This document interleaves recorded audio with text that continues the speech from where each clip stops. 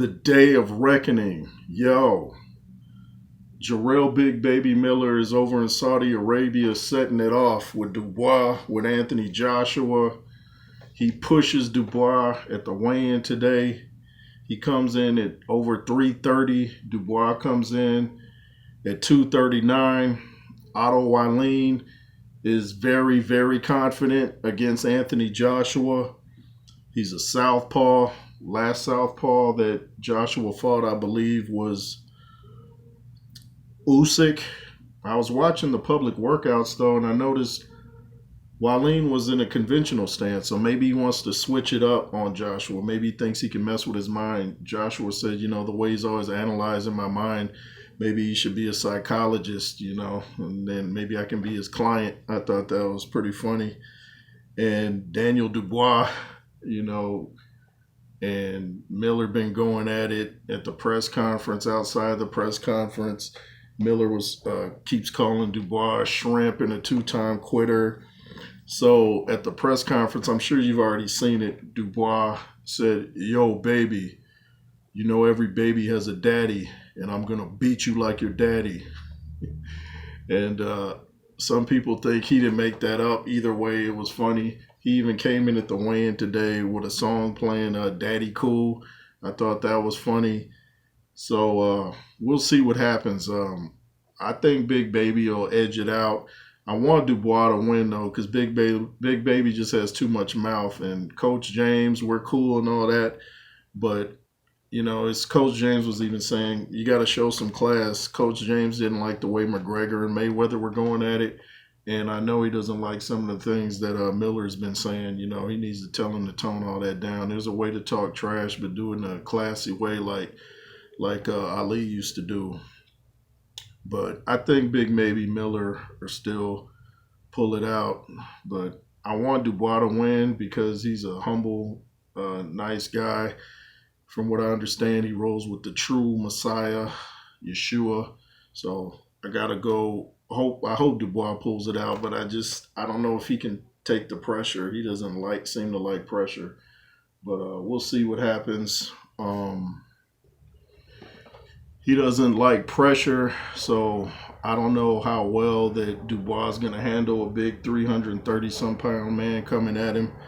So I think Dubois might get stopped. I understand it's only a 10-rounder, though, so that might help Dubois psychologically, knowing he doesn't have to go 12 rounds with this big truck constantly plowing towards him. But I don't know, man. It could go either way. Dubois is a harder puncher, but Miller just keeps coming from what I've seen.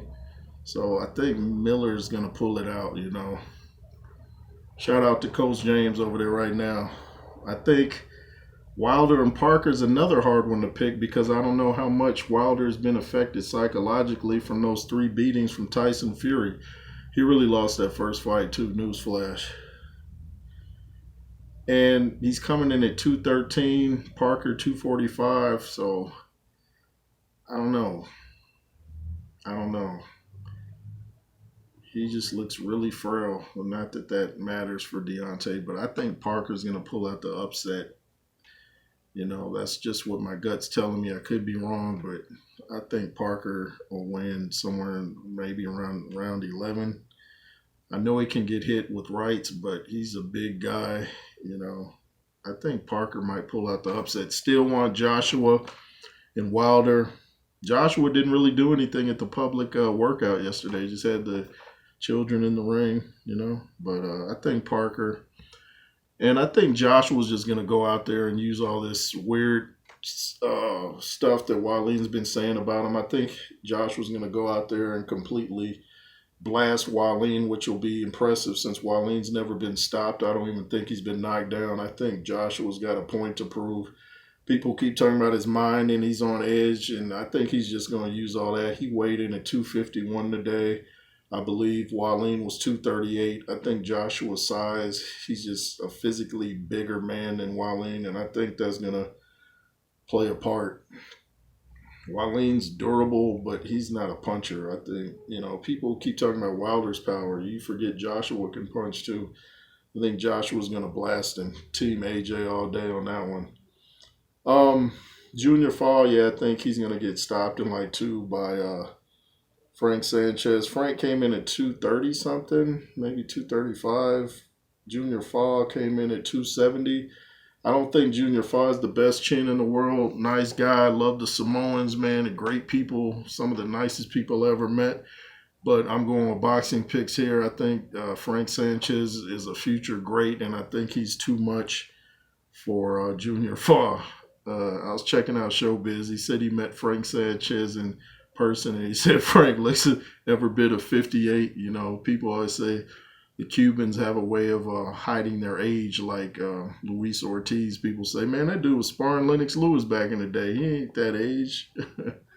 But yeah, I think the only upset on the card might be Makhmudov. I forget the guy he's fighting. He came in at like 260 some. I forget the other guy's weight. I never really seen too much of the other guy. I understand he beat Derek Chisora back in the day, Makhmudov's opponent, but I think that might be the only upset, if any. I'm not going to review the Bivol fight. Of course, Bivol's going to win.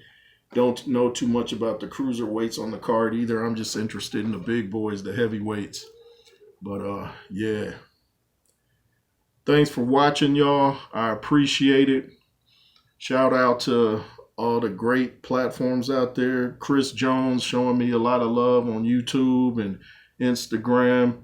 Shout out to Chris Jones, the bodybuilder. Real intelligent guy, real nice guy. Pump chasers, Chris Jones. Chris Jones, him, real cool guy.